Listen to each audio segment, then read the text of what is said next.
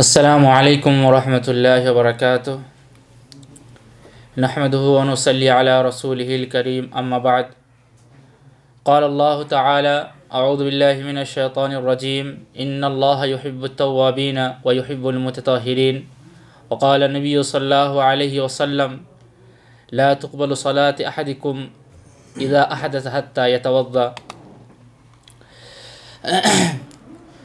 عزیز مشاہدین، جیسا کہ آپ کو معلوم ہے کہ یہ ہمارا پروگرام کا 7ویں مجلس ہے، 7واں ایپیسوڈ ہیں۔ پچھلے کچھ مجلس میں سلسلہ وار طریقے سے طہارت و نظافت کے سلسلے میں منیر الاسلام ہمارے فضیلت الشیخ محمد طیب حفظہ اللہ سے کچھ سوال کیا۔ آج اسی کڑی میں نواقض وضو کے سلسلے میں ہمارے کچھ دینی بھائیوں نے سوالات بھیجے ہیں، تو آج انشاءاللہ شیخ محترم کی اجازت سے بالترتیب جو دینی بھائیوں نے سوال بھیجا انشاءاللہ شیخ محترم سے ہم رکھیں گے۔ امید ہے کہ شیخ محترم قرآن و حدیث کی روشنی میں جواب دیں گے۔ اب وقت زیادہ نہ لیتے ہوئے جو دینی بھائیوں نے سوال کیا شیخ محترم سے ہم رکھ رہے ہیں۔ شیخ، ایک دینی بھائی نے سوال کیا ہندوستان سے، ان کا سوال یہ ہے کہ کیا نجاست و گندگی چھونے سے وضو ٹوٹ جاتا ہے؟ بسم اللہ الرحمن الرحیم، الحمد للہ رب العالمین، وصلی وسلم علی نبینا محمد وعلی آلہ واصحابہ اجمعین ومن تبعهم بإحسان الی یوم الدین وبعد۔ معزز سامعین، آج کی مجلس کا جو پہلا سوال پیش کیا گیا ہے وہ سوال یہ ہے کہ کیا نجاست و گندگی کے چھونے سے وضو ٹوٹ جاتا ہے؟ بہت اچھا سوال ہے اور بہت ہی عمدہ سوال ہے، اور اس طرح سے پیش بھی آتا ہے۔ جی بالکل۔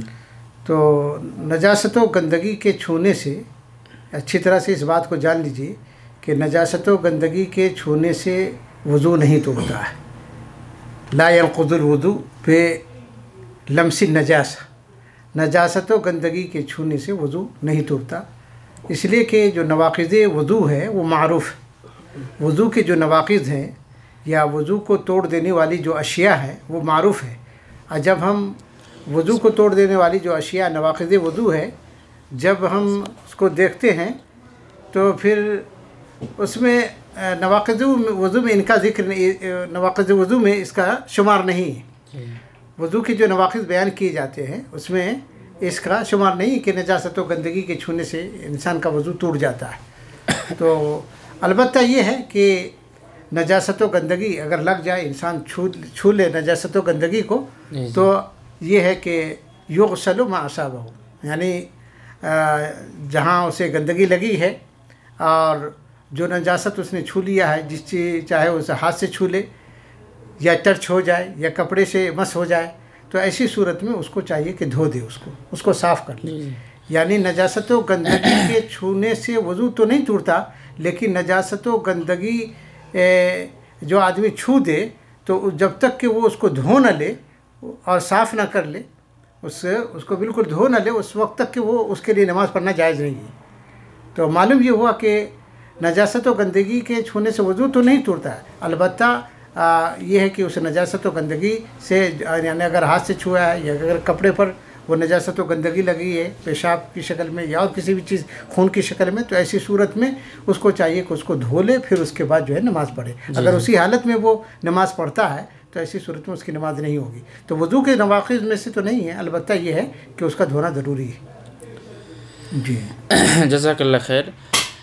شیخ محترم، ایک دوسرا سوال ایک دینی بھائی نے کیا ہے، ان کا سوال یہ ہے کہ ایسا شخص جو خروج ریح کا دائمی مریض ہو، بار بار وضو کرتا ہو اور اس کا وضو ٹوٹ جاتا ہو، تو ایسی صورت میں وہ کیا کرے، نماز کیسے پڑھیں؟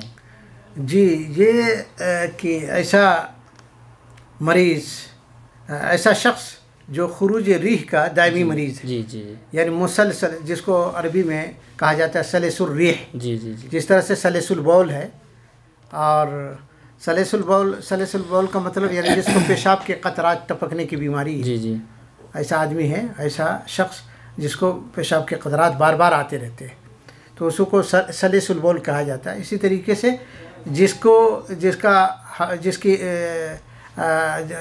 کو مسلسل یعنی استمرار کے ساتھ ہوا خارج ہو تو اس کو سلیس الریح کہا جاتا ہے عربی کے اندر، مصطلحات عربیہ میں۔ جی جی تو ایسا شخص جو خروج ریح کا دائمی مریض ہو تو اور پھر وہ وضو کرتا ہو اور بار بار وضو کرتا ہو اور اس کا وضو ٹوٹ جاتا ہو، تو ظاہر سی بات ہے کہ کب وہ نماز پڑھے گا؟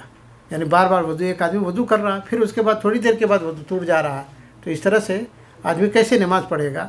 کیا اسی صورت میں اس کا حکم کیا ہے؟ یعنی تو اس سلسلے میں یہ ہے کہ خروج، اس میں کوئی شک نہیں ہے کہ ریح کے خروج سے وضو ٹوٹ جاتا ہے۔ نواقص الوضو میں سے اس کا شمار ہے خروج الریح، یعنی ہوا کا خارج ہونا، ہوا کا نکلنا۔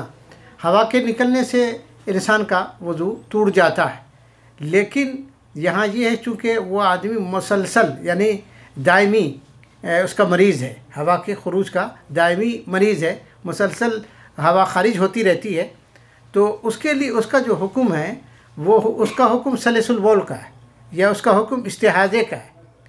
اور اس کا یعنی ایسے شخص کو چاہیے کہ ہر نماز کے لیے وضو کرے، ان یتوضأ لکل صلاۃ، جی جی جی یعنی جب بھی اذا اراد ان یصلی الصلاۃ، یعنی جب بھی وہ نماز پڑھنا چاہے تو اس کو چاہیے کہ وہ وضو کرے، اور اس وضو سے جتنی نمازیں اس وقت کی ہے، چاہے وہ فرض کی شکل میں ہو چاہے وہ سنت کی شکل میں، اس کو ادا کر لے۔ یہ حکم ہے، اور یہ در حقیقت اللہ تعالیٰ کی طرف سے بندوں کے لیے آسانی ہے، جی جی یعنی تیسیراً من اللہ لعبادہ ہے۔ جی جی اور رفع حرج کے لیے بھی ہے اس میں کہ رفع حرج بھی اس سے دور کرنا، یعنی اس انسان کو اگر چونکہ بار بار اس کو کہا جائے کہ وضو کرو تو اس میں پھر اس کے لیے حرج ہے، مشقت ہے۔ اور اللہ تعالیٰ نے قرآن میں کیا فرمایا؟ یرید اللہ بکم اليسر ولا یرید بکم العسر، یرید اللہ بکم اليسر ولا یرید بکم العسر، یعنی اللہ تعالیٰ تمہارے ساتھ آسانی چاہتا ہے۔ اور اسی طرح اللہ نے کہا ما جعل علیکم فی الدین من حرج، اللہ تعالیٰ نے دین میں کوئی مشقت نہیں رکھی ہے۔ تو اس کے پیش نظر ایسا آدمی جو خروج ریح کا دائمی مریض ہے اس کو چاہیے، یعنی بار بار وضو کرتا ہے، وضو ٹوٹ جاتا ہے، تو اس کا حکم یہ ہے کہ وہ ہر نماز کے لیے وہ وضو کرے، اور اس وضو سے جتنی نماز ہے اس وقت کی ہے وہ نماز پڑھ لے، انشاءاللہ اس کی نماز ہو جائے گی۔ اور اگر وضو نماز میں شامل ہونے کے بعد اور نماز شروع کرنے کے بعد بھی اگر ہوا خارج اس سے ہو جاتی ہے تو انشاءاللہ اس کی نماز کوئی متاثر نہیں ہوگی۔ علماء کا اس بات پر اتفاق ہے، سبھی علماء کا اس بات پر اتفاق ہے کہ ایسا شخص جو خروج ریح کا دائمی مریض ہے، اگر وضو کرنے کے بعد نماز کے لیے وضو کیا اس نے اور اس کے بعد ہوا خارج ہو گئے تو اس کی نماز بالکل صحیح ہوگی، اور ہوا خارج ہونے سے اس کی نماز متاثر نہیں ہوگی، نماز ہو جائے گی۔ شیخ الاسلام ابن تیمیہ رحمہ اللہ فرماتے ہیں کہ اگر کوئی شخص اتنی دیر تک کے لیے بھی وضو برقرار نہیں رکھ سکتا جتنی دیر میں نماز پڑھی جاتی ہے، تو ایسے شخص کو چاہیے، یعنی مثلا سمجھ لیجئے کہ مغرب کی نماز جو فرض نماز کا وقت ہے وہ کتنی دیر میں تین رکعت نماز پڑھ لیں گے ہم عام طور سے 15 منٹ میں، 10 منٹ میں، جی ہاں 10 منٹ مان لیں، 10 منٹ بھی اگر کوئی آدمی اپنے وضو کو برقرار نہیں رکھ پا رہا ایسا مریض، تو ایسے شخص کو چاہیے کہ وہ اس وقت ہر نماز کے لیے وضو کرے، اس وقت وضو کرے اور اس وضو سے نماز پڑھ لے وہ، اور پھر نماز میں شامل ہونے کے بعد، نماز شروع کرنے کے بعد اگر ہوا خارج ہو جاتی ہے اس سے تو اس سے کوئی ضرر نہیں ہوگا، اور اس کی نماز باطل نہیں ہوگی، اور اس کی نماز فاسد اور باطل نہیں ہوگی۔ تو یہ ایسے مریض کا حکم ہے، یعنی جس طرح سے سلیس البول جس کے آدمی کو پیشاب کے قطرات ٹپکنے کی بیماری ہے اس کے لیے حکم ہے، یا وہ عورت جو مستحاضہ ہے جن کو استحاضے کی بیماری ہے، تو استحاضے کا جس طرح سے حکم ہے کہ اللہ کے رسول صلی اللہ علیہ وسلم نے مستحاضہ عورت سے کہا تھا کہ فرمایا تھا کہ توضئی لکل صلاۃ، یعنی ہر نماز کے لیے وضو کرو اور پھر اس وضو سے جو اس وقت کی نماز ہے وہ ادا کر لو۔ معلوم یہ ہوا کہ اسی طریقے سے ایسا شخص، ایسا مرد یا ایسی عورت جس کو خروج ریح کی شکایت ہو یا پیشاب کے قطرات کی بیماری ہو، تو اس کے لیے یہی حکم ہے کہ ہر نماز کے لیے وضو کر کے وہ نماز پڑھنا شروع کر دے. اس کے بعد بھی اگر ہوا خارج ہو جاتی ہے تو انشاءاللہ نماز اس کی متاثر نہیں ہوگی, نماز اس کی صحیح ہو جائے گی باذن اللہ تعالی. جزاک اللہ خیر. بہت عمدہ شیخ محترم نے جواب دیا قرآن حدیث کی روشنی میں اور سلف صالحین کے حساب سے. شیخ محترم تیسرا سوال ایک دینی بھائی نے کیا ہے, ان کا سوال یہ ہے کہ کیا شوہر کا بیوی کی شرمگاہ اور بیوی کا شوہر کی شرمگاہ دیکھنے سے یا کسی اور برہنہ یعنی ننگے مرد عورت کو دیکھنے سے وضو ٹوٹ جاتا ہے کہ نہیں؟ دیکھیے یہ بھی ایک اچھا سوال ہے کہ ایک آدمی وضو کیا, شوہر نے وضو کیا, یا بیوی باوضو ہے یا شوہر ہی باوضو ہے, اور باوضو ہونے کے بعد یا تو انسان خود اپنی شرمگاہ کو دیکھ لے یا یہ کہ اپنی زوجہ کی شرمگاہ کو دیکھ لے, یعنی اس سے ٹچ نہ کرے بلکہ صرف مجرد اس کی نظر پڑ جائے. تو کیا مجرد نظر پڑنے سے انسان کا وضو ٹوٹ جاتا ہے؟ یہ ایک سوال ہے. یا اسی طریقے سے آدمی وضو کرتا ہے, کوئی آدمی وضو ہم نے جیسے باوضو شخص ہے اور کسی برہنہ انسان ننگے مرد عورت کو دیکھ لیتا ہے یا اس کی شرمگاہ کو دیکھ لیتا ہے, تو کیا اس سے نماز اس کا وضو ٹوٹ جائے گا؟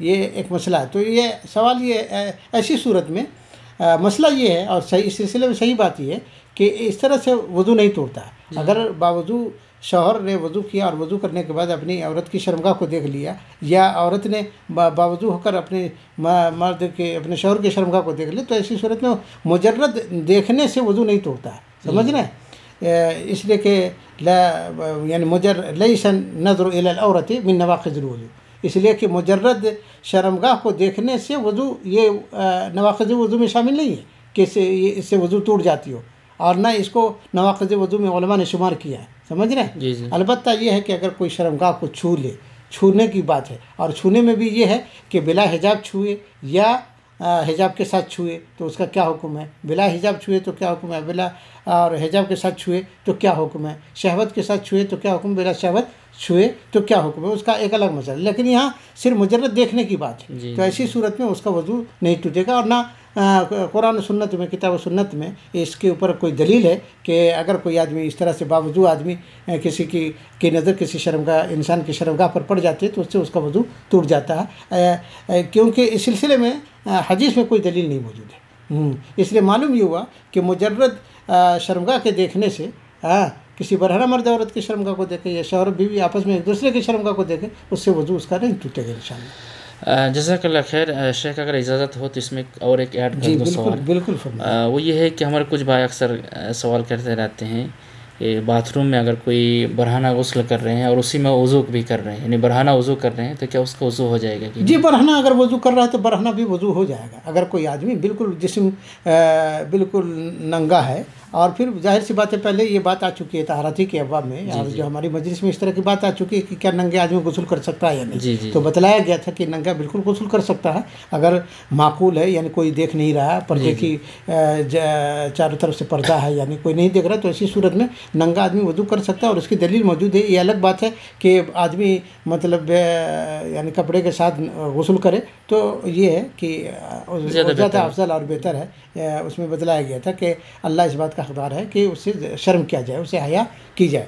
تو لیکن اور اگر کوئی شخص برہنہ ہی وضو کر لیتا ہے, مثلا غسل کر کے فارغ ہوا اور وضو کر لیا, یا غسل کے شروع میں جو وضو کیا جاتا ہے وضو کیا, پھر اس دوران اگر اس کی مطلب اس کا ہاتھ شرمگاہ پر نہیں گیا تو ایسی صورت میں اس کا وضو برقرار رہے گا. لیکن اگر کوئی آدمی غسل مکمل کر لیا اور پھر ننگا ہے اور پھر حمام کے اندر وہ وضو کر لیتا ہے اور پھر اس کا ہاتھ شرمگاہ پہ نہیں جاتا, تو اس کا وضو بالکل صحیح ہے. یعنی برہنہ ہو کر کے وضو کرنا بھی درست ہے. جیسا کہ آپ نے درمیان میں یہ مسئلہ جو پوچھا ہے بالکل صحیح ہے. بہت سارے لوگ احناف کے یہاں یا بریلویوں کے یہاں, عام طور سے میں بنارس میں تھا تو وہاں ایک جگہ میں کیا کہتے ہیں دال منڈی کی ایک مسجد تھی, لنگڑے شاہ کی مسجد, وہاں عصر کی نماز پڑھنے کے لیے گیا.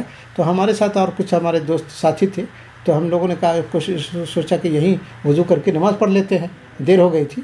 تو وہیں ہم لوگوں نے وہاں کے وضو خانے میں جب وضو کرنے لگے تو ہمارا ایک ساتھی تھا, تو اس کا وہ لنگی جو اپنا گھٹنے سے اوپر کر لیا, گھٹنے سے اوپر کر لیے. تو ایک اسی میں ایک شخص تھا, غالباً خادم مسجد ہو یا یہ کہ مسجد کے مؤذن ہو, انہوں نے کہا کہ بھائی آپ کا وضو نہیں ہوا. یعنی لوگوں کے دل میں یہ غلط فہمی ہے کہ آدمی مطلب ستر عورت اگر اوپر کپڑا چلا جائے, یعنی تو ایسی صورت میں یا کیا کہتے ہیں سطر نہ چھپائے اور اس طرح سے وضو کر لے تو اس کا وضو باطل ہوتا ہے، وضو صحیح نہیں ہوتا ہے۔ تو یہ غلط بات ہے، آدمی برہنہ بھی کیا کرتے ہیں وضو کر سکتا ہے۔ کتاب و سنت میں اس پر کوئی دلیل موجود نہیں ہے کہ آدمی اس طرح سے برہنہ اگر وضو کرتا ہے تو اس کا وضو باطل ہو جائے گا، وضو ٹوٹ جائے گا، ایسا نہیں ہے جی۔ جزاک اللہ خیر۔ شیخ محترم چوتھا سوال ایک دینی بھائی نے کیا، ان کا سوال یہ ہے کہ ناخن پالش زائل کیے بغیر عورت کے وضو کا کیا حکم ہے؟ اور خاص کر کے جو نیل پالش لگاتی ہے عورت اس میں دو طرح کی ہوتی رہتی ہے، ایک تو بالکل پانی جیسا اور ایک بالکل موٹا ہے۔ اس میں بلا شک جو ہے نا ناخن پالش کی زائل کیے بغیر جی عورت کا وضو صحیح نہیں ہوگا۔ ضروری ہے کہ ناخن کا پالش جو ہے نا جو دبیز ہے، جو غلیظ ہے قسم کا، یعنی اس کو اس لیے کہ اور اس کی وہ علت یہ ہے کہ پانی نہیں پہنچ سکتا ناخن تک، پانی پہنچنے میں مانع ہے۔ یمنع وصول الماء الی البشرہ، ہاں یعنی کھال تک اور چمڑی تک جو ہے نا چمڑے تک پانی پہنچنے سے یہ چیز جو ہے روک دیتی ہے، بالکل پانی کو چمڑے تک پہنچنے سے روک دیتی ہے۔ تو اس لیے ناخن پالش زائل کیے بغیر عورت کا وضو کرنا صحیح نہیں ہوگا۔ اگر وضو کر لے گی تو اس کا وضو معلوم یہ ہوا کہ ہماری وہ خواتین حضرات جو ان چیزوں کا استعمال کرتی ہے، نیل پالش استعمال کرتی ہے، ناخن پالش وغیرہ، تو اس کو چاہیے کہ اس کو زائل کر لے، اس کو صاف کر لے، پھر اس کے بعد وضو کرے تاکہ پانی ناخن تک پہنچ جائے۔ نہیں اگر نہیں پہنچتا تو ایسی صورت میں جو ہے نا مشکل ہے۔ باقی اگر مہندی لگاتی ہے، مہندی کا جو کلر ہے یا رنگ ہے وہ بڑا خفیف ہوتا ہے اور اس میں وہ پانی کے پہنچنے میں حاجز نہیں بنتا۔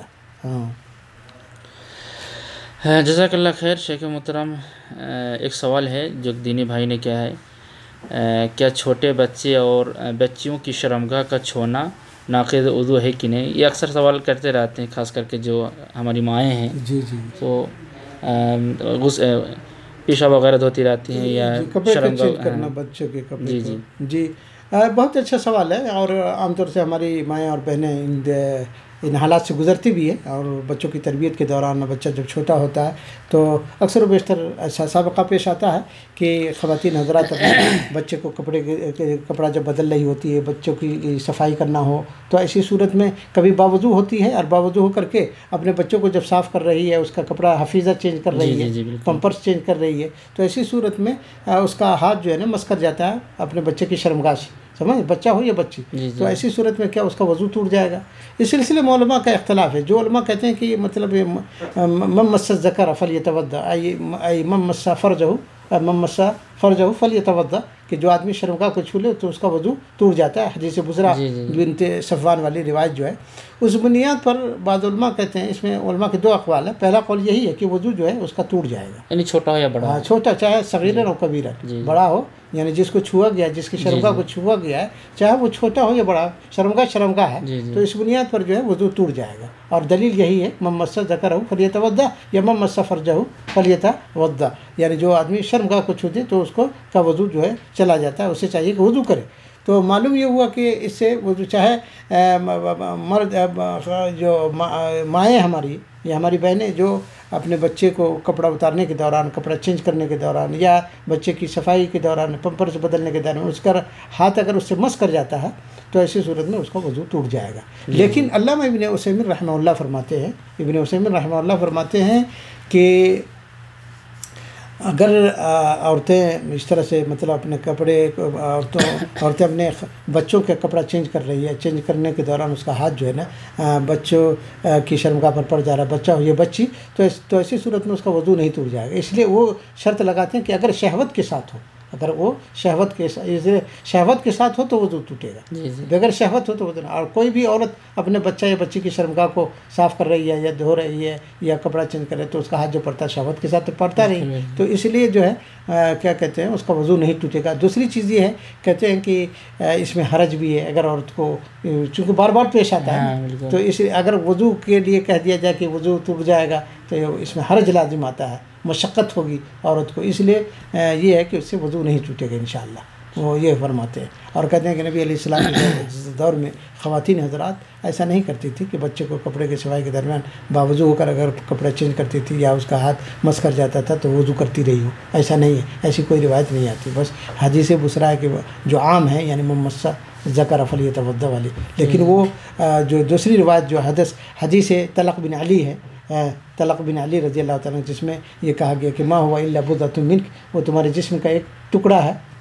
تو اسی لیے جس طرح سے جسم کے دوسرے حصے کو چھونے سے وضو نہیں ٹوٹتا، اسی طرح سے شرمگاہ کو چھونے سے بھی وضو نہیں ٹوٹے گا. تو علامہ ابن عثیمین یہی فرماتے ہیں اسی حدیث کو استدلال میں برت کے اگر شہوت کے ساتھ اگر وہ چھوتا ہے تب تو اس کا وضو ٹوٹ جائے گا. کوئی آدمی کسی کی شہوت، مرد اپنا اعلیٰ تناسل اپنی شہوت کے ساتھ چھو رہا ہے اور بلا حجاب، تو ایسی صورت میں اس کا وضو ٹوٹ جائے گا. ٹھیک ہے. اور اگر کیا کہتے ہیں بلا شہوت چھو رہا ہے تو اس کا وضو نہیں ٹوٹے گا. اسی طرح سے عورت حضرات اگر اپنے بچوں کا کپڑا بدلنے کے دوران اس کا ہاتھ اس سے مس کرتا ہے تو بلا شہوت ہے، تو اس لیے اس کا وضو نہیں ٹوٹے گا. اور جو علماء کہتے ہیں کہ بلا، اصل میں اختلاف تو یہ ہے کہ بلا حجاب یعنی بلا پردہ اگر چھوئے تو جی، اور اوپر سے چھوئے تو کوئی مسئلہ ہی نہیں ہے کوئی. جی جزاک اللہ خیر. شیخ محترم نے آج کی مجلس میں ہمارے پاس 5 سوال تھا. شیخ محترم نے قرآن حدیث کی روشنی میں مدلل جواب دیا. شیخ محترم آپ سے ایک اپیل ہے، جو ہمارے ناظرین ہیں آپ ان کو اس سلسلے میں اگر کچھ نصیحت کرنا چاہتے ہیں تو 2-3 منٹ وقت ہمارے پاس ہے، آپ کر سکتے ہیں. دیکھیے جیسا کہ پہلے بھی بتلایا گیا، ہم اپنے ناظرین سے یہ کہیں گے کہ جو اس طرح کی مجلس کا اہتمام کیا جا رہا ہے، ہمارے عزیز گرامی منیر الاسلام الفیضی جو اس کا اہتمام کر رہے ہیں، در حقیقت یہ اس لیے کر رہے ہیں تاکہ ہمارے درمیان جو ہے نا دین کی جو معرفت جو ہے زیادہ عام ہو. آج جہالت کی وجہ سے ہم بہت کچھ ایسا کام کر جاتے ہیں جس کی وجہ سے بعد میں ہمیں کیا ہوتی ہے، پریشانی ہوتی ہے. ایک مسلمان کو چاہیے، اسی لیے اللہ کے رسول صلی اللہ علیہ وسلم نے کہا طلب العلم فریضۃ علی کل مسلم، علم کے دین کا حاصل کرنا جو ہے نا ہر مسلمان مرد عورت پر فرض ہے. یعنی بنیادی جو پاکی کے مسائل ہے یا ناپاکی کے مسائل ہیں، ہر مسلمان مرد عورت کو اس کا جاننا ضروری ہے تاکہ وہ اللہ تبارک و تعالیٰ کی عبادت کیا جو نبی علیہ والسلام کی بتائی ہوئی تعلیمات کے مطابق انجام دے سکے. تو اس لیے ہم آپ تمام مشاہدین سے اور تمام سامعین حضرات سے یہ درخواست کریں گے کہ جو ہمارا پروگرام ہوتا ہے، ہفتہ واری پروگرام جو منعقد کیا جاتا ہے یوم الخمیس کو، جمعرات کے دن، آپ حضرات پوری مستعدی کے ساتھ اور پوری مطلب دل جمعی کے ساتھ جو ہے نا اور پوری توجہ کے ساتھ اپنی توجہ کو مرکوز کرتے ہوئے اس پروگرام کو سنیں اور اس سے استفادہ کریں. اور اگر آپ کو کوئی اس میں کچھ سوالات ذہن میں آ رہے ہیں، کچھ اشکالات ہیں، تو جیسا کہ ہمارے عزیز بار بار اس بات کو دہراتے رہتے ہیں کہ اگر آپ کے کوئی سوالات ہوں یا آپ کے کچھ اشکالات ہو، شبہات وغیرہ ہو، تو ہمارے واٹس ایپ جو نمبر ہے، ہمارے عزیز نے بتلا دیا ہے کہ ہمارا واٹس ایپ نمبر یہ ہے اور میرا نمبر بھی بتلا دیا ہے. آپ بلا جھجک اور بلا تأمل آپ اپنے سوالات مجھے ارسال کریں، اپنے شبہات کو بھیجیں، انشاءاللہ ہم اس کا ازالہ انشاءاللہ آنے والی مجلس میں کریں گے. تو بلا شک ایک مسلمان جو ہے نا جو کا اس سے تعلق ہونا، دین کے بارے میں معرفت حاصل کرنا بہت ضروری ہے. معرفت و دین الاسلام بالادلہ جو ہے، دین اسلام کو دلائل کے ساتھ جاننا اور اس کی معرفت حاصل کرنا دین اسلام کے 3 بنیادی اصولوں میں سے ایک اصل ہے.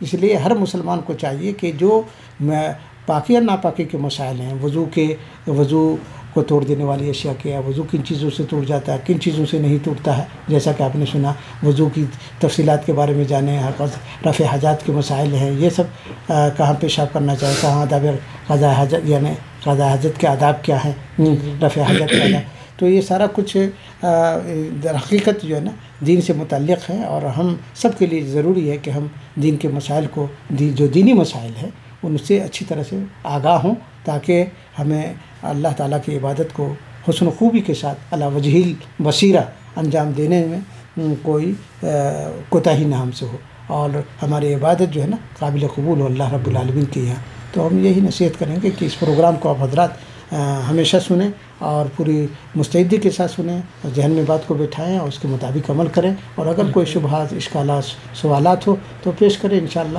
ہم کوشش کریں گے کہ اپنی آپ کی آنے والی مجلس میں، آئندہ مجلس میں اس کا ضرور جواب انشاءاللہ. جزاک اللہ خیر شیخ محترم، اللہ تعالیٰ آپ کو بھی جزائے خیر دے. میں نے خاص کر کے مجمع کے اندر جب گھومتا رہتا ہوں تو انشاءاللہ ہمارے جو دینی بھائی ہیں ان کا رسپانس اس سلسلے میں بہت اچھا رہتا ہے کہ اس سے پہلے ہم لوگ کپڑے کی دکان وغیرہ میں رہتے ہیں تو موقع نہیں ملتا ہے، تو اس کے ذریعے ہمیں موقع ملتا ہے. اگر فوراً لائیو ہی نہیں موقع ملتا ہے، بعد میں جا کے ہم دیکھ لیتے ہیں. اور رہی بات مجمع سے باہر یعنی جو پوری دنیا سے، تو شیخ محترم پرسوں والا معاملہ آپ کو بتلا دوں.